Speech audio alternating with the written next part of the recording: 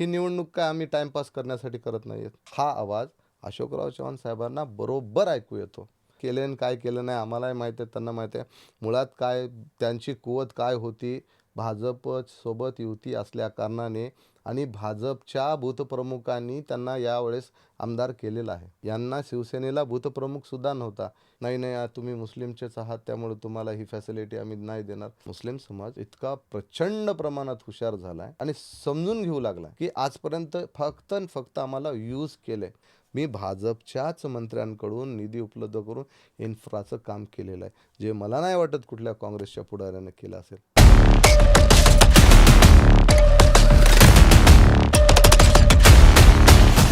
राजकारणामध्ये कायमचं आपलं किंवा कायमचं परक कोणीच नसतं. त्यामुळे राजकारणामध्ये शत्रू आणि मित्र हा कायमचा कोणीच नसतो, हे आपण सध्या शहरामध्ये होणाऱ्या एकमेकांच्या विरोधातल्या बंडाळीमधून पाहू शकतो आहोत. राज्य पातळीवर असणारे एकमेकांचे मित्रपक्ष म्हणून जी आपली ओळख सांगतात, तेच नांदेड महापालिकेला एकमेकांच्या विरोधात आहेत. अशा प्रकारची ही निवडणूक अगदी मोजक्या काही दिवसांवर येऊन ठेपलेली आहे आणि सगळे उमेदवार आपापल्या पद्धतीने प्रचाराचा जोर लावत ताकद आजमावत रणांगणामध्ये या ठिकाणी उतरले आहेत. नमस्कार, मी मुरलीधर हंबर्डे. बोला नांदेडच्या पॉडकास्टमध्ये आपलं मनपूर्वक स्वागत. या पॉडकास्टमध्ये आपण ही जी महापालिकेच्या निवडणुकीची सिरीज आपण घेतो आहोत, यामध्ये विविध मान्यवरांना या ठिकाणी बोलावतो आहोत आणि जनतेच्या मनातले प्रश्न विचारतो आहोत. आज आपल्यासोबत प्रभाग क्रमांक 5 मधील भारतीय जनता पक्षाचे अधिकृत उमेदवार साहेबराव गायकवाड आहेत, ज्यांची सामाजिक कार्यकर्ता म्हणून ओळख आहे आणि भारतीय जनता पक्षाचे निष्ठावंत म्हणूनही गेल्या अनेक वर्षांपासून ते ओळखले जातात. त्यांचं स्वागत करूया. गायकवाडजी, आपल्या या कार्यक्रमात मनपूर्वक स्वागत. नमस्कार. निवडणुकीला काही दिवस शिल्लक आहेत. अगदी जवळ निवडणूक येऊन ठेपलेली आहे. सगळीकडे प्रचारामुळे शहरामध्ये वातावरण सगळीकडे तापलेलं आहे. एकमेकांवर आरोपही केले जात आहेत. प्रचाराच्या फैरी झाडल्या जात आहेत. तुम्ही तुमच्या पद्धतीने प्रयत्न करताय. तुमच्या प्रभागामध्ये तुम्ही गेल्या काही दिवसांपासून प्रचाराच्या निमित्ताने फिरताय. तुमचा प्रचार सध्या कुठल्या पातळीवर आहे? आता आम्ही तिसऱ्या फेजमध्ये आहोत. जवळपास आम्ही हा प्रभाग क्रमांक 5 भाग्यनगर यामध्ये जे नगरं आहेत, त्या नगरामध्ये आमची पहिली 2 फेऱ्या तर कंप्लीट झालेल्याच आहेत. आणि सातत्यानं जमिनीवर राहून काम केल्यामुळे प्रभागामधील जे काही आमचे ज्येष्ठ आहेत, ह्या सगळ्यांना आम्ही परिचयाचे आहोतच. कारण माझ्या पॅनलमध्ये मी, त्याच्यानंतर जे माजी महापौर राहिलेले आहेत जयश्री निलेश पावडे, त्याच्यानंतर 3 टर्ममध्ये ज्यांनी नगरसेवक म्हणून प्लस एक वेळा सभापती म्हणून महापालिकेमध्ये जो गाजवले ते ॲडव्होकेट महेश कनकदंडे आहेत. त्यानंतर प्रवीण साले जे की आमचे नेते आहेत भाजपचे, त्याची मुलगी म्हणजे सांभवी ही पण ॲडव्होकेट आहे. असं आमचं 4 जणांचं जे पॅनल आहे, हे एकदम परिपूर्ण आणि वेल एज्युकेटेड आणि जमिनीला आणि समाजातील सर्व तळागाळातील लोकांना जोडून असलेल्या पॅनलच्या कारणामुळे प्लस अशोकराव चव्हाण साहेब, ज्या नांदेडचं भाग्यविधाता त्यांना बोललं जातं, ते आहेत. डी पी सावंत साहेब आहेत, आमचे खासदार अजित गोपछडे साहेब आहेत. या सगळ्याच्या कनेक्टिव्हिटीमुळं आम्हाला प्रचारामध्ये तरी आज घडीला तरी कुठली अडचण नाही. आम्ही जोमानेच आहोत. नक्कीच. नांदेड महापालिकेला स्थापनेला रौप्य महोत्सवी वर्ष झालंय. नुकताच 2-3 वर्षाखाली तो कार्यक्रम या ठिकाणी झाला. एवढ्या वर्षामध्ये महापालिकेने तुमच्या प्रभागामध्ये कुठली कामं केलेली आहेत किंवा तुमच्या प्रभागामध्ये कोणकोणत्या गोष्टींचा अभाव आजही तुम्हाला दिसतोय? हे बघा, स्थानिक स्वराज्य संस्थेच्या जर आपण विचार केला तर विकास हा निरंतरच असणार आहे, बरोबर. यामध्ये ज्या काही गोष्टी येतात, नाली, गटार, त्याच्यानंतर स्ट्रीट लाईट असेल, हे बाकी ज्या छोट्या मोठ्या ज्या विषय जे की नागरिकांच्या छोट्या मोठ्या समस्या, नगरसेवक म्हणजे काय, तर त्या नागरिक समस्यांना सोडवणारा एक जनसेवक, त्या वार्डाचा सेवक या नात्याने. त्यामुळं हा विकास सातत्यानं होणारच आहे. तरी पण मागच्या काळामध्ये हा प्रभाग तसा क्रीम आहे, त्यामुळे इथले रस्ते असतील किंवा स्ट्रीट लाईट असेल. आता तुमच्या माहितीसाठी सांगू का, स्ट्रीट लाईट ही कन्सेप्ट बंद होण्याच्या अगोदर जवळपास संयोगनगरमध्ये असेल, हनुमाननगरमध्ये असेल, अशोकनगर असतील, भाग्यनगर असेल, ह्या सगळ्या परिसरामध्ये ती व्यवस्था ऑलरेडी झालेली आहे. अभाव जर म्हणायचं असं बोललं तर मला तर नाही वाटत. हां, पण जिथे आता पिरबुरांसारख्या ज्या काही वस्त्या आहेत किंवा इंदिरानगर, त्यामध्ये आता रोडांचा विषय, नाल्यांचा विषय आहे, जे की आम्ही 100% ही निवडणूक संपल्यानंतर, विजयी झाल्यानंतर 100% करणार म्हणजे करणारच. ठीक आहे, तुम्ही सांगताय की पीर बुऱ्हाणसारख्या भागामध्ये नाल्यांचा प्रश्न आहे, रस्त्यांचा प्रश्न आहे आणि तुमचा भाग एकंदरीत क्रीम आहे असं तुम्ही म्हणालात. तिथे फारसे प्रश्न शिल्लक नाहीत. मग या निवडणुकीमध्ये प्रभागामध्ये लोकांना सामोरं जाताना, तिथे फिरत असताना कुठल्या मुद्द्यांना घेऊन तुम्ही समोर जाताय? किंवा ही निवडणूक लढवण्यामागे तुमचं विजन काय आहे? नाही, आमचं केंद्रामध्ये सरकार आहे, राज्यामध्ये सरकार आहे. केंद्राने सुद्धा खूप साऱ्या योजना दिलेल्या आहेत हां. ज्या की आता जर मी तुम्हाला सांगत बसलं तर आपल्या ह्याच्यामध्ये वेळ नाही पुरणार. तसंच राज्यांनी दिलेल्या आहेत. DPDCच्या माध्यमातून जो पालकमंत्री आहे आमचे अतुल सावे, त्यांच्या योजना आहेत हां. ह्या की जसं सूर्यघर योजना असेल किंवा रमाई आवास योजनेच्या घर असतील. आमचा सगळ्यात मोठा विषय आणि आमचा मुद्दा जो चालला आहे की माझ्या प्रभागामध्ये जे नगरं आहेत, इंदिरानगर असेल, पीरबुराण नगर असेल, यांच्या म्हणजे प्रॉपर्टी टॅक्सवर मनपा हा आलेला आहे. बरोबर, म्हणजे ह्या मालकीच्या नाही आहेत. काल आमची बावनकुळे साहेबाची सभा झाली. बावनकुळे साहेबांनी, आमचे महसूल मंत्री आहेत, त्यांनी सांगून टाकलं की या निवडणुकीच्या नंतर आमची मेजॉरिटी येणार आहे. 101% आम्ही महापालिकेमध्ये महापौर आमचाच होणार आहे. तर त्यांनी काल शब्दही दिला की मनपा जो लागलेला आहे प्रॉपर्टीवर, ज्यामुळे प्रॉपर्टी आम्हाला सेल आउट करता येत नाही, ते सगळे आम्ही काढणार आहेत. त्याला योजना आहेत, ज्या योजना लागू होत नाही आहेत, जसं की रमाईचं असेल किंवा घरकुलाचं असेल. त्यामुळं आमचा जो फोकस आहे किंवा पार्ट आहे किंवा जे आमच्या प्रभागामधले जे तरुण वर्ग आहे, जो रोजगाराचा विषय असेल. आता तुम्हाला ही कन्सेप्ट अशी सांगतो की आम्ही असं आमच्या पॅनलनी डिसाईड केले, ठरवलं की आमचा 100चा एक बचत गट प्रभागामध्ये जे काही आहे ते महिलांचा 100चा एक बचत गट तयार करून त्याला कसं सक्षम करता येईल, असे एक बऱ्याचशा विषयामध्ये आम्हाला पुढे कसं आणता येईल हाच विजन आहे. नाली, रस्ता, रोड ह्या तर गोष्टी होणारच आहेत. बरोबर. तुम्ही म्हणताय की विकास ही निरंतर चालणारी प्रक्रिया आहे आणि ज्या काही केंद्राच्या असतील किंवा राज्य पातळीवरच्या योजना असतील त्या राबवलेल्या आहेत आणि यापुढे राबवण्याचा मानस तुम्ही या ठिकाणी दाखवत आहात. मी तुम्हाला ग्राउंड लेवलचा एक प्रश्न या ठिकाणी विचारतोय उमेदवारीच्या बाबतीत. तुमच्यासमोर MIMचं एक आव्हान आहे. प्रज्ञाताई सूर्यवंशी त्या ठिकाणी आहेत. त्यासोबत राष्ट्रवादीचे भीमरत्न कांबळे तिथे आहेत. ही तुल्यबळ लढत आहे. तुमच्या समोर ते एक मोठं आव्हान आहे आणि इतरही उमेदवार आहेत. तुम्हाला वाटतं ही लढत तुल्यबळ आहे किंवा त्यांचं आव्हान मोठं आहे असं तुम्हाला वाटतं का? नाही, तुम्हाला खरं सांगू का, यात 2 पार्ट घेऊन चला तुम्ही. तुम्ही जर विकासावर निवडणुकीकडे घेऊन जात आहात, तर मी सांगतो की 0 आहेत ते. ज्यांना प्रभागामध्ये आजपर्यंत कोणी पाहिलेलं नाही किंवा त्यांना महापालिकेचं जे काय म्हणतात गेट कोणत्या बाजूनी आहे आणि 1949चा कायद्याच्या अनुषंगानं कशा पद्धतीनं काम महापालिकेच्या नगरसेवकाचे कर्तव्य, म्हणजे त्याचं नेमकं कामच काय आहे, असे लोक आहेत. आणि त्याच्याच अगेन्स्टमध्ये जर तुम्ही माझ्याकडे पाहत असाल तर मी मागची 2017ची निवडणूक लढवली आणि छोट्याशा फरकाने माझा पराभव झाला. आता ते वेगळे कारणं असतील, परंतु सातत्यानं त्या दिवशीपासून आजपर्यंत ज्या ग्राउंडवर काम करतोय, तुम्ही आमच्या प्रभागामध्ये जाऊन कोणालाही कुठेही विचारा, आपण 24 तास अवेलेबल राहतो. हे नाली, रस्ता, रोड ह्या सगळ्या गोष्टी दुय्यम आहेत. पण त्याच्या पलीकडे जाऊन त्यांच्या म्हणजे फॅमिलीशी कसं अटॅचमेंट आहे किंवा काय पद्धतीनं हॉस्पिटलचे इश्यूज असतील किंवा मुलांच्या बऱ्याचशा गोष्टीचे इश्यूज असतील, ते सगळे शॉर्ट आऊट करतो. आता जर दुसरा पार्ट जर सांगायचा बोलला, तर हे जे जातीपातीचं राजकारण आहे, ज्या नंबर्स आहेत, या नंबर्सचा परिणाम म्हणून थोडंफार MIMला वाटत असेल की आम्ही म्हणजे यांच्याशी फाईट करू, हे करू. परंतु तुमच्या माध्यमातून मला त्यांना पण सांगायचं आहे की जो शहरामध्ये किंवा कुठेही राज्यामध्ये जो ट्रेंड बनवण्याचा प्रयत्न चालू केला आहे की मुस्लिम समाज हा भाजपच्या पाठीमागे नाही, पण तुम्हाला 16 तारखेला माझ्या बूथनिहाय जेव्हा बूथ डिक्लेअर होतील तेव्हा तुमच्या लक्षात येऊन जाईल की किती मोठ्या प्रमाणामध्ये मुस्लिम समाजाचं प्रेम आमच्या बाजूने उभा टाकले. त्याचं कारण आहे, आम्ही त्यांच्या सुखादुःखात जातो आणि गेलेले आहेत. त्यामुळं आता MIMवाले येतील, खूप असे भडकाऊ भाषणं करतील, हे करतील, परंतु मला एवढं सांगणं आहे की ही स्थानिक पातळी म्हणजे स्थानिक लेवलची निवडणूक आहे. यामध्ये हा विषय येणार नाही. त्यामुळे मुस्लिम समाजाचंही खूप मोठ्या प्रमाणात पाठबळ येत आहे. त्यांच्याकडूनही खूप मोठ्या प्रमाणामध्ये अप्रिशिएट करून सांगतायत की यावेळेस आम्ही विकासाला आणि तुमच्यासारख्या लोकांनाच पुढे आणू आणि निवडूनही देऊ. आणि हे विश्वास आम्हाला पण आला आहे, 101% आला आहे. आणि आम्ही सातत्यानं काम करतो, त्यामुळे त्यांना पण वाटते की इथे काम करणाराच असावा. नक्कीच. बोलताना 2 गोष्टींचा तुम्ही उल्लेख या ठिकाणी प्रामुख्याने केलात. मागची एक निवडणूक तुम्ही या ठिकाणी लढवलेली आहे. त्यामध्ये तुमचा पराभव मागच्या वेळी झाला होता. त्या प्रश्नाकडे मी येतोच आहे.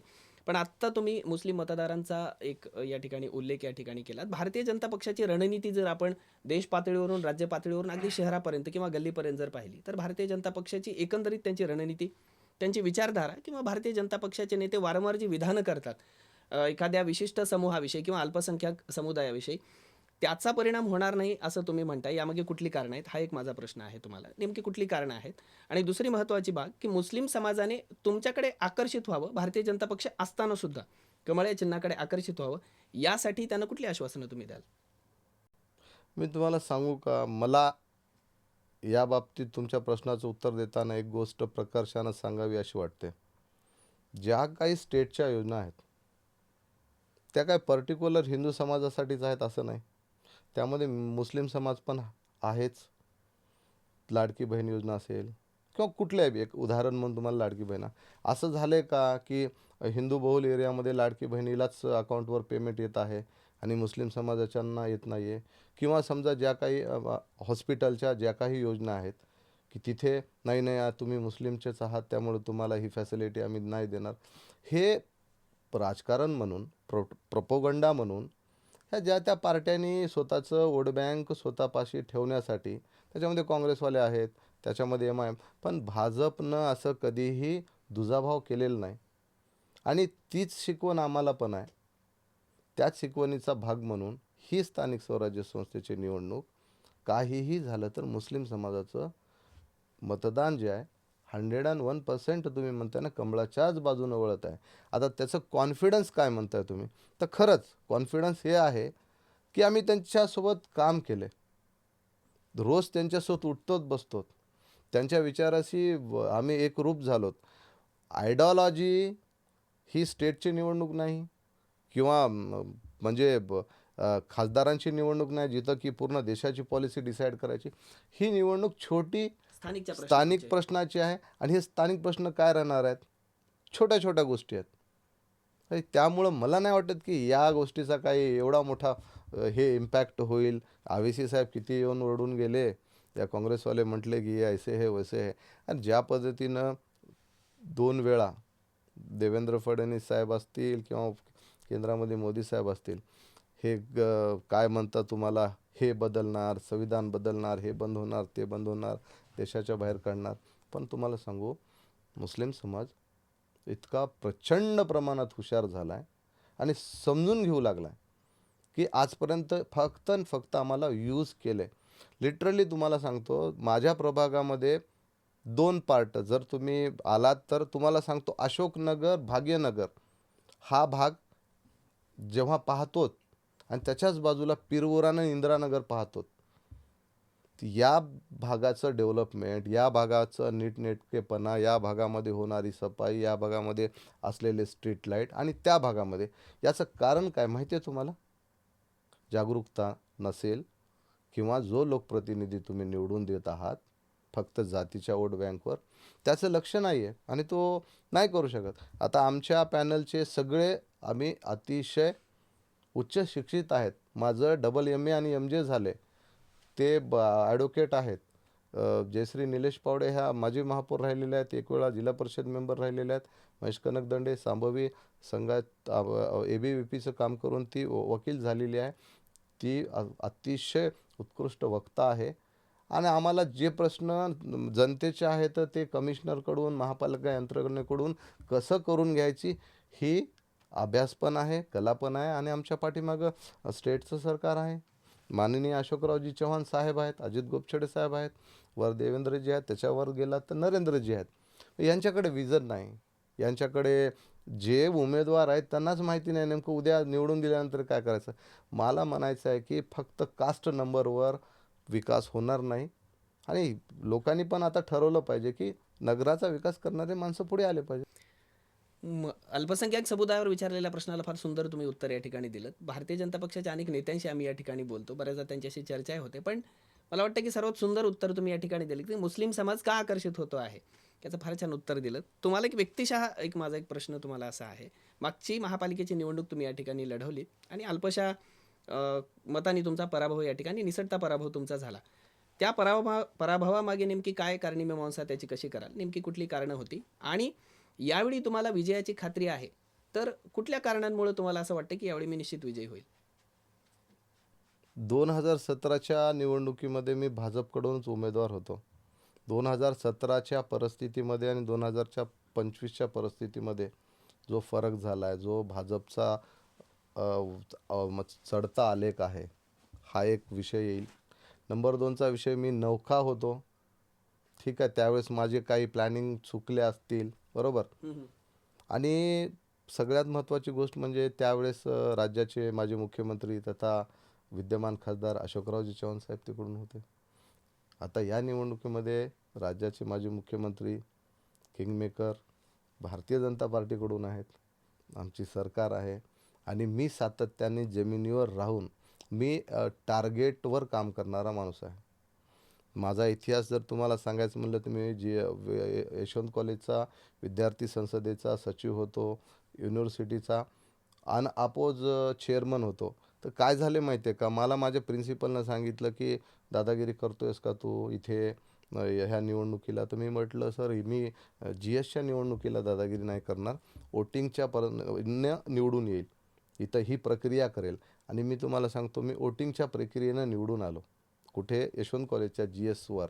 परंतु विद्यापीठाला मी सरांना त्याच भाषणात सांगितलं की सर, मी माझी दादागिरी काय असते, म्हणजे दादागिरी कशी असावी, हे मी तिथे दाखवतो. आणि युनिव्हर्सिटीचा मी अनअपोज चेअरमन झालो. सांगायचं तात्पर्य, त्या टाईममध्ये जो 17 आणि 25 हा जो आहे सातत्यानं काम केलं.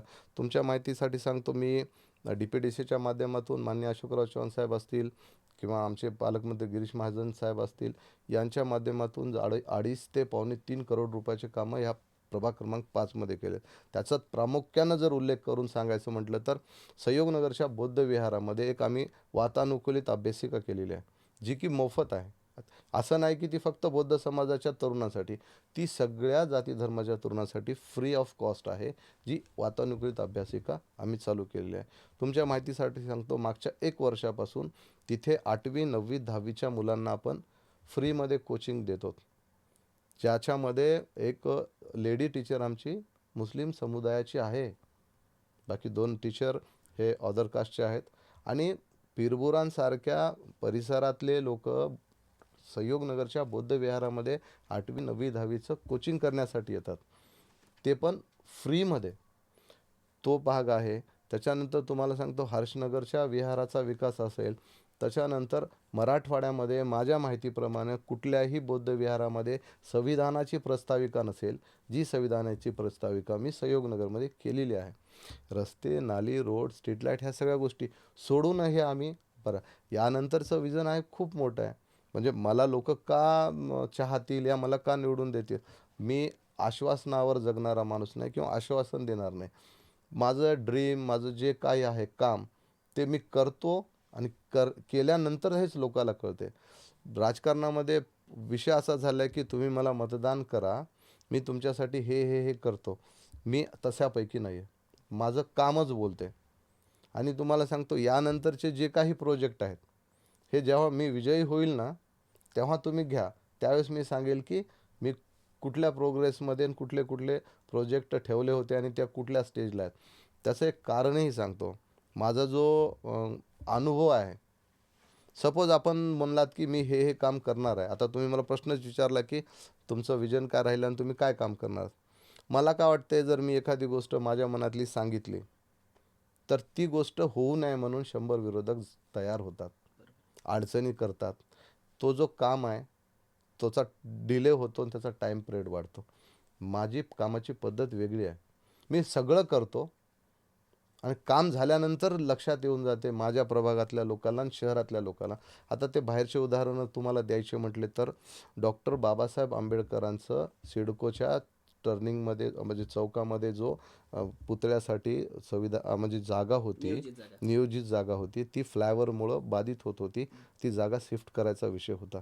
गडकरी साहेब असतील, आमचे अशोकराव चव्हाण साहेब असतील, यांनी हा विषय आमच्या माध्यमातून कसा पुढे आणण्याचा प्रयत्न केला आणि आम्ही तो कसा मार्गी लावला, आज तुम्हाला अभिमानानं सांगू इच्छितो की पूर्ण दैनिक आजपर्यंत जेवढे मागचे दैनिक आहेत त्याच्यामध्ये छापूनही आलेला आहे आणि तो विषय झाला. ती जागा आपण बाजूची लँड जी की प्रायव्हेट आहे ती अधिग्रहित केली त्या जागेसाठी आणि तिथं भव्य दिव्य डॉक्टर बाबासाहेब आंबेडकरांचं स्मारक तयार होईल, तो विषय आहे. त्याच्यानंतर डंकींच्या शेजारी जे 2.5 एकरचं जे लँड आहे महापालिकेचा, तिथे आपण 100 मीटर उंच गौतम बुद्धाच्या मूर्तीसाठीचा प्रस्तावाचा मी सातत्यानं पाठपुरावा करत आहे.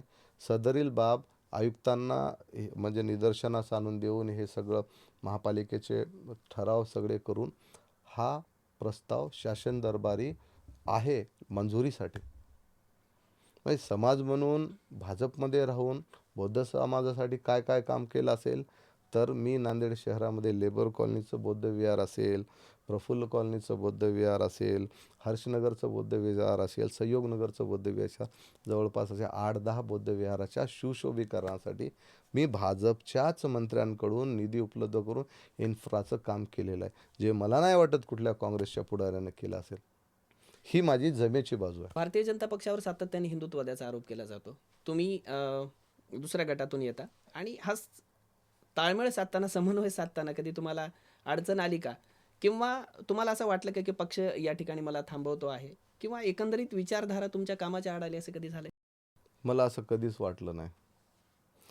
जर मला असं वाटलं असतं, मी ज्या समाजातून येतोय आणि तुमच्या म्हणण्यानुसार भाजपची विचारधारा ही वेगळी आहे, तर मी इथे तुमच्यासमोर बसून इतक्या कॉन्फिडन्सली उत्तरं बी दिली नसती आणि मी एवढं काम केले ते भाजपमध्ये राहून केले. म्हणजे मी भाजपचा महामंत्री होतो, अनुसूचित जाती मोर्चाचा अध्यक्ष राहिलेला आहे, आता मला उपाध्यक्ष आहे मी आणि एका रनिंग नगरसेवकाचं माझ्या आलेला तो आता माझ्यासोबतच आहे, माझा प्रचार करतोय आणि तो नगरसेवक असताना त्याचं तिकीट थांबवून त्याला हे करून मला जर संधी देत आहे, त्यामध्ये भाजप म्हणूनच ना मी भाजपला काम करतोय. आणि विचारधारेवर जर तुम्ही बोलत असाल तर भाजप फक्त हा बोलण्यासाठी दाखवण्यासाठीचा विषय आहे. मला तसं कुठं जाणवलं नाही आणि मला असं त्यांनी कुठं थांबवलं नाही की तुम्ही हा विषय नका करू किंवा हा विषय केला नाही पाहिजे. उलट त्यांनी मला प्रोत्साहित केलं, समाजाचं काम कर बोलले आणि जे कोणी माझे गॉडफादर्स आहेत, जे कोणी आहेत तर त्यांनी सातत्याने हेच सांगतात. समरसता मंच जो आहे किंवा समरसताच्या माध्यमातून जो वंचित घटकांचा कशा पद्धतीनं डेव्हलप झाला पाहिजे, त्यासाठी जितकी ताकद देता येईल तेवढी ताकद भाजप म्हणून माझ्या पाठीशी उभा टाकलेली आहे, वेळोवेळी देत आहेत. त्यामुळं तुमच्या प्रश्नाला मी असं म्हणू शकतो की मला असं अडवण्याचा तो विषयच नाही. नक्कीच गेल्या जवळजवळ 2 दशकांपासून किंवा 2 तपापासून आपण म्हणू, तुम्ही सामाजिक कार्यामध्ये आहात, सातत्याने सहभागी आहात. नांदेडमधले जे काही समाजसेवेमध्ये लोक आहेत, त्यातल्या महत्त्वाच्या लोकांपैकी तुम्ही असता. सातत्याने चर्चेत सुद्धा तुम्ही असता. या सर्व जवळजवळ 20 ते 24 वर्षातल्या समाजसेवेचं काही फलित या निमित्ताने मिळते आहे असं वाटतं का? किंवा ज्यावेळी लोकांच्या समोर तुम्ही जाता, त्यावेळी केलेल्या समाजसेवेचा सकारात्मक फायदा लोकांशी बोलताना आत्ता प्रभागात होतो आहे असं वाटतंय? हो, 100% होतं आहे. कारण तुम्ही जमिनीवर राहून सातत्यानं जर समाजासाठी काम करत असाल ना, तर समाज तुम्हाला एका मुकामावर घेऊन जाणार आणि त्याचं हे म्हणता येणार नाही की त्याचं परतफेड किंवा असा विषय म्हणता येणार नाही. परंतु आज या निवडणुकीच्या माध्यमातून मला जे फीडबॅक येत आहेत किंवा मला जे हे फोन कॉल येऊन सांगतायत की जरी माझी भेट झाली नाही, तर ते म्हणतात नाही तो काम करतोय, चांगलं आहे. आज आता निवडणुकीमध्ये काय असते, आता आमच्या प्रभागामध्ये 20 नगरं आहेत, जवळपास 26,000च्या आसपास मतदार आहेत आणि एवढ्या कमी पिरियडमध्ये एवढ्या मतदारापर्यंत आम्ही पोहोचू शकत नाही. परंतु आम्ही जे सातत्य ठेवलेलं आहे, जे कायम हे करतो. आता तुम्हाला विश्वास नाही वाटेल की जे आमचे मित्रपरिवार आहेत, जे म्हणजे आम्हाला फॉन फॉलोइंग म्हणतात किंवा फॉलो करणारे लोक आहेत, जे आम्ही 6-6 महिने एक दुसऱ्याशी बोललेलं नाहीत, पण ज्याचं जेव्हा काम पडेल तो एक कॉल करेल आणि आम्ही त्याचं 100% मी त्याचं काम करतो. असे लोक पाठीमागे पुढे येऊन आज रात्री 2-2, 3-3 वाजेसोबत माझ्यासोबत खांद्याला खांदा लावून काम करतायत. हे हे फक्त आणि फक्त कशामुळे आहे माहिती आहे का, की आम्ही सातत्यानं आलेल्या कुठल्याही तक्रारीला, आलेल्या कुठल्याही आव्हानाला डायरेक्ट आणि थेट तिथेच हे करतो. म्हणजे म्हणजे माझं तर नेचर नाही आहे की एखाद्या समस्येची पळवाट काढायची, की ते कसं संपलं पाहिजे यावरच लक्ष असते. त्यामुळं मला तरी पूर्णपणे असं वाटते की 8-10 म्हणजे 7-8-10 वर्ष जे सातत्यानं आपण काम केलं, तर नगरपालिकेच्या नगरसेवक या निवडणुकीत किंवा नगरसेवक करून असं वाटत असेल, पण तुम्हाला त्याच्या पुढेही जाऊन शकतो. मी काय मागच्या टर्ममध्ये ह्या 8 वर्षात नगरसेवक नव्हतो, परंतु नगरसेवकापेक्षा जास्त काम केलं आहे. त्याचं कारण असं नाही की तुम्हाला अभ्यास आहे म्हणण्यापेक्षा नम्रता, अधिकाऱ्यांसह वागण्याचं ट्युनिंग, थोडासा अभ्यास आणि ते काय महापालिकेत आणि महापालिकेसोबत लागणाऱ्या छोट्या-छोट्या गोष्टी आहेत. स्थानिकच्या लोकांना प्रश्नांची हां, जाणीव असणं. लोकांना काय फार जास्त अपेक्षा नाही आहेत हो. लोकांना फार म्हणजे काही अपेक्षा नाहीत. एखाद्याच्या घरासमोर जर एखादा कचरा साचलेला आहे आणि तुम्ही जर त्याला व्यवस्थित घंटागाडीचं नियोजन लावून उचलून देत आहात किंवा एखाद्याचं लाईट बंद झालेलं आहे किंवा एखादीचं सहज तुम्ही प्रेमाखातर कसे आहात काकू आणि तब्येत वगैरे तुम्हाला असं कळलं की 8 दिवसापूर्वी तुम्ही दवाखान्यामध्ये हे होतात. हेच आहे हो. पण हा हा विषय झाला तरी खूप झालं. आता नगरसेवक म्हणजे फार असं मोठं काही नाही आहे. आता ते कसं बनवून ठेवलं काय नाही. नगरसेवकाचाच मिनिंगच आहे की त्या नगराचा सेवक म्हणून. आता मी ते सेवक म्हणूनच पाहतो आणि मला असंही नाही वाटत की हां, हे म्हणजे झालं म्हणजे फार मी काय मोठा झालो. मला असं वाटतं की माझ्या जबाबदाऱ्या वाढल्या. आता लोकांनी माझ्यावर विश्वास ठेवून मला आता ते अधिकृतरित्या हे केले मला त्या काय म्हणतात त्याचा त्या नगराचा एक हे बनवलं आहे, सेवक, अधिकृत सेवक बनवले. इतके दिवस मी म्हणजे अधिकृत नव्हतो, पण काम करायचो. आता उद्या जेव्हा मला हे लोकांनी 15 तारखेला भरभरून मतदान देऊन 16 तारखेला रिझल्ट होतील ना, त्या दिवशी मी त्यांचा अधिकृतरित्या सेवा करणारा सेवक होईल. सेवक म्हणून शिक्कामोर्तब अधिकृतरित्या झालाय असं तुम्ही म्हणताय आणि मी सातत्याने लोकांच्या सेवेत राहील असंही तुम्ही या ठिकाणी म्हणताय. एक थोडासा वेगळा प्रश्न या ठिकाणी विचारतोय. शहरामध्ये भारतीय जनता पक्षाविषयी सध्या चर्चेला जात असलेल्या निवडणुकीच्या अनुषंगाने केवळ भारतीय जनता पक्ष म्हणजे केवळ नांदेड शहरच नव्हे तर तमाम महाराष्ट्रामध्ये महापालिकेच्या निवडणुकाला हा प्रश्न ऐरणीवर आलेला आहे.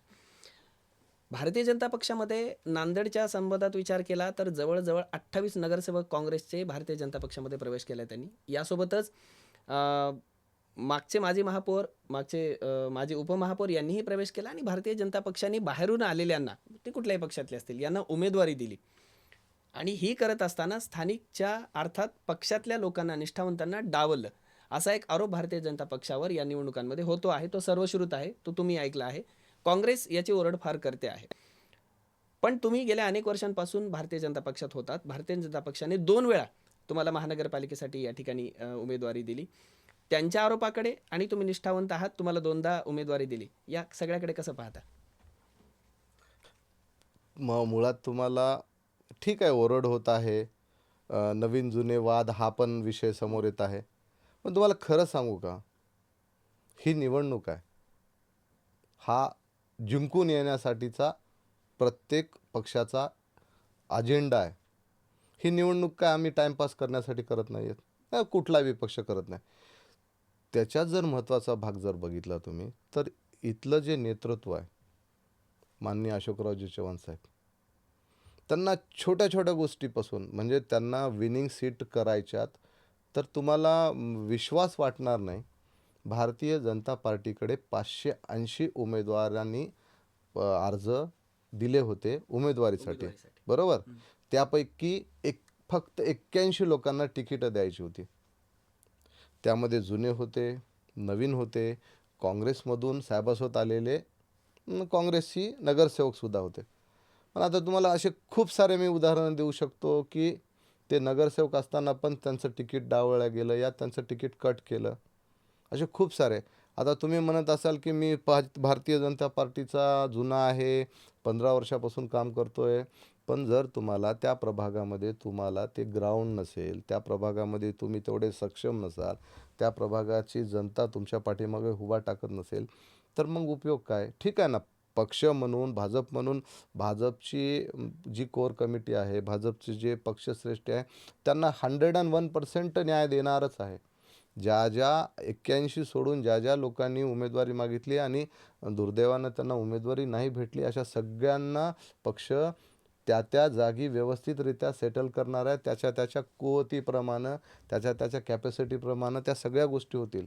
राहिला प्रश्न की जुन्यांना सोडलं नव्यांना दिलं, तर हा माझ्या मतानुसार तुमच्या मागं असलेला लोकांचा जनाधार. जनाधार काय आहे, तुमच्यामध्ये ती कुवत आहे का की ही निवडणूक प्रभागाची तुम्ही घेऊन पुढे जाऊ शकता आणि विजय खेचून आणू शकता. आणि तुम्हाला सांगतो की अशोकराव साहेबांचं इतकं सूक्ष्म नियोजन आहे. त्यांनी मला वाटते प्रत्येक नगरसेवकाच्या कॅन्डिडेटसाठी एका इंडिव्हिज्युअलसाठी त्यांचे सर्वे, खासदारांचे सर्वे, प्रदेशाध्यक्षाचे सर्वे, CMचे सर्वे, इतके सारे सर्वे होऊन चाळणी लावून हे 81 हिरे समोर आणलेले आहेत. आता तुम्ही म्हणाल की ते काँग्रेसला होते मागच्या वेळेस, मग आता फक्त त्यांनी चिन्ह बदलले. जरी ते काँग्रेसला होते, परंतु त्यांचं त्या प्रभागामध्ये प्राबल्य आहे, त्या प्रभागामध्ये त्यांचं काम आहे आणि ते 100% यावेळेस कमळाकडे जरी आले तर निवडून येतील हा निकष बघितला आहे. आणि कुठल्याही निवडणुकीमध्ये निवडून येणारा उमेदवाराचाच निकष बघितला जातो. रेसमध्ये लंगडे घोडे नाही, तर त्यांना घोडेच लागतात. गायकवाडजी, तुम्हाला मध्येच मी या ठिकाणी थांबवतोय. तुम्ही थेट असं सांगताय कॅमेऱ्यासमोर की आमचा पक्ष हा फक्त त्याच उमेदवारांना देतोय जो सक्षम आहेत. सक्षमता याचा अर्थ केवळ जनाधार नाही, तर आर्थिक सक्षमता सुद्धा त्यामध्ये आली तुमच्या उत्तरामध्ये जी लपलेली आहे. दुसरी महत्त्वाची गोष्ट, बाहेरून आलेल्यांना आम्ही देतो आहोत कारण ते सक्षम आहेत असं म्हणताय. मग भारतीय जनता पक्षात आजवर असलेले निष्ठावंतांनी केवळ सतरंजा उचलायच्या का? एक. दुसरं, भारतीय जनता पक्षाच्या निष्ठावंतांना पक्ष आजवर इतका ताकदवर करू शकला नाही का की बाहेरून आलेल्या लोकांना जे आत्ता सक्षम आहेत त्यांना उमेदवारी द्यावी लागते आहे? आणि एका अर्थाने हा अन्याय नाही का आपल्याच निष्ठावंतांना? गेल्या अनेक वर्षांपासून भारतीय जनता पक्ष काँग्रेसची सत्ता असताना खूप संक्रमणाच्या अवस्थेतून गेला. अस्तित्वासाठी झगडत होता भारतीय जनता पक्ष. त्या काळामध्ये त्यांनी साथ दिलेली आहे. मग या आत्ता सत्ता गेल्या 2014 पासून आल्यावर तुम्ही त्या निष्ठावंतांना सक्षम करू शकले नाहीत का की बाहेरून आलेल्यांना उमेदवारी द्यावी लागते आहे? आणि हा सरळ सरळ त्यांच्यावर अन्याय आहे. त्यांनी काय फक्त मागच्याच खुर्च्यांवर बसून या सगळ्याचा आनंद घ्यायचा का? त्यांच्या मनाचा विचार आता तुम्ही नाही करत आहेत का? तुम्हाला जर या प्रश्नाचं थेट उत्तर जर वाटत असेल तर तुमच्या समोर मी बसलेला आहे. ठीक आहे ना, मीच आहे ना, मी जुना आहे, निष्ठावान आहे, बरोबर. म्हणून माझी उमेदवारी झाली आहे. माझ्या प्रतिस्पर्धी जो साहेबासोबत आलेला जो होता तो काँग्रेसनेच इथं आलेला होता, मग त्याला उमेदवारी नाकारली ना. हेच तुम्हाला त्याचं उत्तर आहे.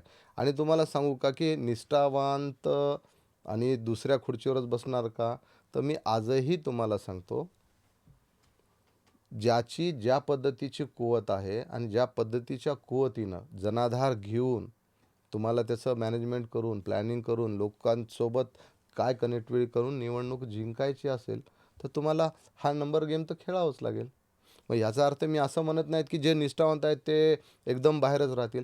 100% अशोकराव चव्हाण साहेब असतील या पक्षश्रेष्ठी असतील त्यांचा विचार करत आहे. अश्रू पुसण्याचं काम कराल ते? नाही, अश्रूचा विषय नाही. त्यांचेच चांगले दिवस आहेत. आणि नगरसेवक म्हणजे काय हो, कामं तर त्यांनाच करायचे.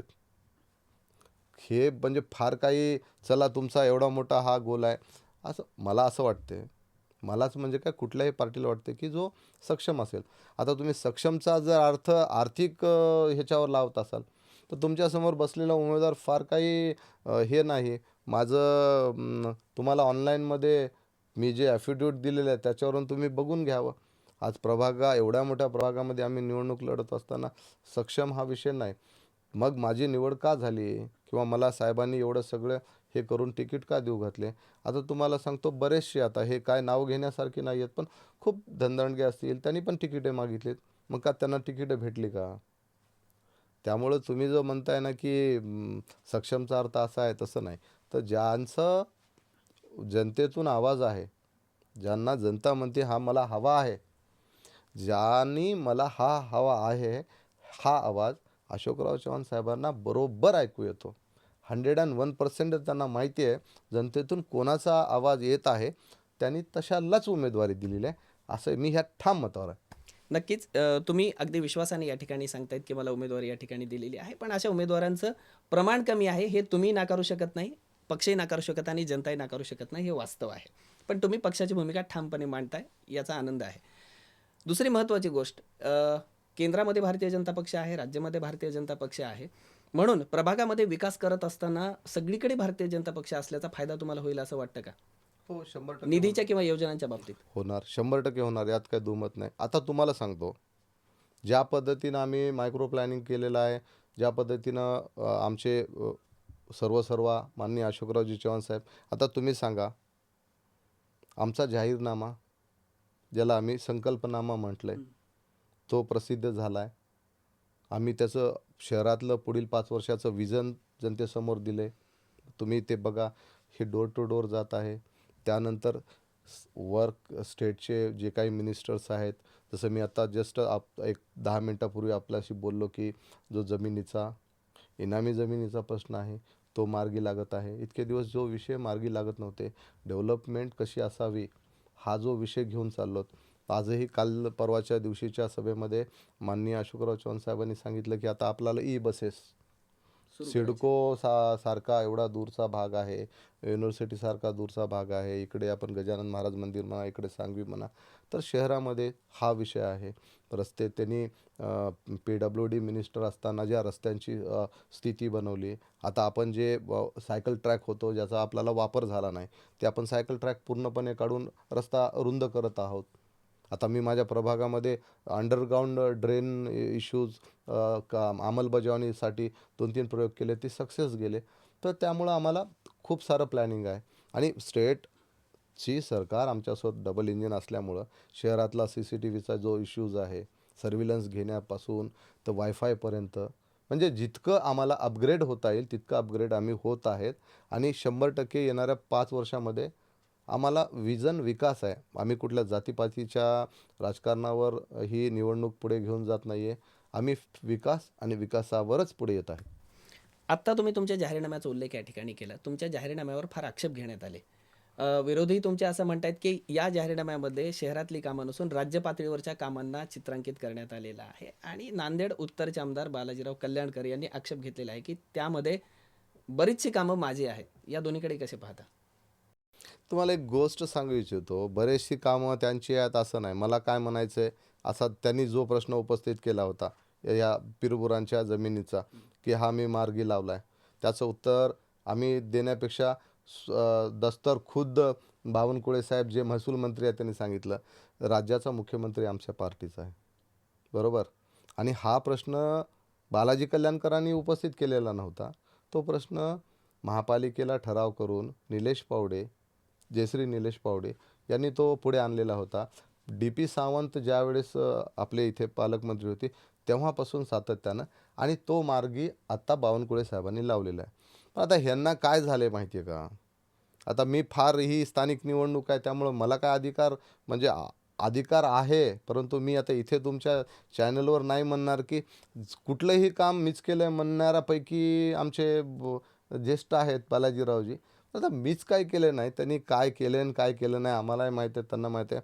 मुळात काय त्यांची कुवत काय होती, भाजपसोबत युती असल्या कारणाने आणि भाजपच्या बूथप्रमुखांनी त्यांना यावेळेस आमदार केलेलं आहे. यांना शिवसेनेला बूथप्रमुखसुद्धा नव्हता. या उत्तर विधानसभेमध्ये मी महामंत्री होतो. भारतीय जनता पार्टीचा जिल्ह्याचा जिल्हा सरचिटणीस म्हणून जबाबदारी मी पार पाडलेली असताना मला माहिती आहे माझ्या बूथची रचना काय आहे, माझ्या बूथचं पॉवर आणि आमचं जे ब्रीद आहे, वाक्य आहे, जे आमचे अमित शहाजी म्हणतात, बूथ जीता तो देश जीता, निवडणूक जीता. बालाजीला माझ्या बूथ प्रमुखानं निवडून आणलेलं, त्यांच्या शिवसेनेमुळे ते निवडून नाही आले. आणि आता हे विकास कामं ते म्हणतात ना माझे आहेत. तर मला काय म्हणायचं, आक्षेप असेल तर कोण घेऊ द्या, पण तुमच्यासमोर आहे, आम्ही तो पब्लिश केलेला आहे आणि तो डोर टू डोर स्वतःहून देत आहोत. तपासा, बघा, ती मुंबईचे कामं दाखवली आहेत का शहराची आहेत. नक्कीच. या ठिकाणी तुमचं विजन काय आहे, या शेवटच्या प्रश्नाकडे मी येणारच आहे. निवडणुकीला सामोरे जाताना तुमचं विजन काय आहे मी विचारणारच आहे. पण तत्पूर्वी एक प्रश्न विचारतोय. आत्ता सध्या वर्तमानपत्रांमध्ये शहरामध्ये एक चर्चेला जाणारा विषय आहे. नुकतीच राज्याचे मुख्यमंत्री देवेंद्र फडणवीस यांची सभा महापालिकेच्या अनुषंगाने नांदेडमध्ये झाली. त्यांच्या भाषणामध्ये बोलताना ते असं म्हणाले की गेल्या 60-70 वर्षामध्ये नांदेडचा विकास झाला नाही, तर इथे नांदेडमध्ये डासांचं साम्राज्य वाढले, नांदेडमध्ये घाणीचं साम्राज्य वाढले आणि नांदेड विकासापासून खूप मागे गेले असं त्यांचं वाक्य होतं. आणि त्याचवेळी मंचावर बसलेले अशोक चव्हाण हे ते वाक्य ऐकत होते. त्यावर त्यांनी कुठलीही प्रतिक्रिया दिली नाही. या 60-70 वर्षाचा जर विचार केला तर स्वर्गीय शंकरराव चव्हाण आणि अशोक चव्हाण या दोघांची कारकीर्द यामध्ये येते. तेच अशोकराव चव्हाण आता तुमच्या पक्षामध्ये आहेत. काय सांगाल? श्रद्धेय शंकररावजी चव्हाण बरोबर, त्यांचं काम, त्यांचा जो प्रामाणिकपणा हे महाराष्ट्र नाकारू शकत नाही. तदनंतर माननीय राज्याचे माजी मुख्यमंत्री अशोकरावजी चव्हाण साहेब आहेत, यांचंही काम पूर्ण महाराष्ट्राला माहिती आहे. महाराष्ट्राला माहिती आहे, मागच्या महापालिकेच्या स्थापनेपासून एक वेळा सोडलं तर पूर्णपणे ॲब्सोल्युटली मेजॉरिटीनं त्यांचेच लोक निवडून आलेले आहेत. त्यांनी जरी काँग्रेसमध्ये होते तर त्यांनी ॲब्सोल्यूट मेजॉरिटीनं आजपर्यंत आलेले आहेत. आज ते भाजपमध्ये आहेत, तर बघा यावेळेसची महापालिकेचा महापौर हा भाजपचा होईल. हा तुम्हाला त्याचं उत्तर. दुसरी गोष्ट की देवेंद्र फडणवीस साहेबांनी म्हटलं की विकास झालेला नाही, तर मला असं वाटतं की त्यांनी काय बोललं आहे याचं कन्फ्युजन आहे तुमच्याकडे, किंवा त्यांना काय म्हणायचं होतं हे तुम्हाला अर्थ लावता येत नसेल. कारण ॲक्च्युली असं मला नाही वाटत की त्याने असं काही बोललेलं आहे. कारण नांदेडच्या जनतेला 100 नाही 1000% माहीत आहे की आपल्या शहराचा विकास करणारा जर खरंच जो नेता आहे, ज्याला धुरंधर नेता म्हणून, तो अशोकराव चव्हाण आहे. तर ट्रस्ट आहे, त्यामुळंच आज जनाधार त्यांच्या पाठीमागं आहे. मला वाटत नाही की CM साहेब असं काही बोलले असतील. निश्चित तुम्ही एकदा भाषण ऐका म्हणजे तुम्हाला त्यातलं कळेल. तो वेगळ्या चर्चेचा मुद्दा आहे. शेवटचा प्रश्न तुम्हाला विचारतो आहे की या महापालिकेला सामोरे जात असताना तुमचं स्वतःचं विजन काय आहे? जर विजनच म्हणत असाल तर शहरामध्ये, पूर्ण शहरामध्ये जे 20 प्रभाग आहेत, त्या 20 प्रभागापैकी माझा प्रभाग हा किती व्यवस्थित, चांगला, माझा प्रभाग सगळ्यात चांगला प्रभाग, हा माझं वैयक्तिक विजन. ज्याच्यामध्ये की माझ्या प्रभागातली जी जनता आहे, मी तर सुरुवातीपासूनच म्हणतो की माझं नगर हे माझं कुटुंब आहे. आता माझा प्रभाग हा माझं कुटुंब राहणार आहे. त्यांना कुठल्याही गोष्टीची अडचण होणार नाही यासाठी निरंतर 5 वर्ष आणि त्याच्यानंतर हे काम करणे. आणि जे काही ज्या डेव्हलपमेंटच्या विषय आहे की त्यांना वीज बिलासाठी काय पद्धतीनं कन्सेशन होण्यासाठी जे सूर्ययोजना असतील, घरकुलाच्या योजना करून देणं असेल, किंवा छोट्या मोठ्या ज्या डेव्हलपमेंटच्या विषय आहे. आणि तुमच्या माहितीसाठी अजून एक महत्त्वाचं सांगतो की जो महसूल विभागाकडून जो विषय चालला आहे की तुमचं रजिस्टर्ड म्हणजे सॅटेलाईट थ्रू सगळं मॅपिंग करून घेऊन तुम्हाला रजिस्टर्ड डॉक्युमेंट करून द्यायचं, जे की तुम्हाला पिढ्यानपिढ्या तुमची ती म्हणजे प्रॉपर्टीज राहील. हे असे आमचे एक स्ट्रॉंगली विजन आहेत, ज्याच्याकडून की पूर्णपणे प्रभागाला नाहीतरी आम्ही असंही आमचा परिवार म्हणूनच हे करतो आणि भविष्यातही हाच विषय चालून राहील. नक्कीच तुम्ही इथे तुमच्या निवडीबद्दल आणि लोकांकडून तुम्हाला मिळणाऱ्या सकारात्मक प्रतिसादाबद्दल या ठिकाणी तुम्ही सांगितलंत आणि तुमची जी काही ध्येय धोरणं आहेत, पक्षाची काही विचारधारा आहेत, त्याबद्दल आपण ठामपणे या ठिकाणी बोललात. तुमचं नेमकं विजन काय आहे या महापालिकेला सामोरे जाताना, यावरही आपण विस्तृतपणे या ठिकाणी चर्चा केली. तुमच्या प्रभागातील जनतेच्या मनामध्ये नेमके कोणते प्रश्न होते ते विचारण्याचा प्रयत्न आज आम्ही या ठिकाणी केला आणि या सर्व प्रश्नांना आपण दिलखुलास उत्तरं दिली.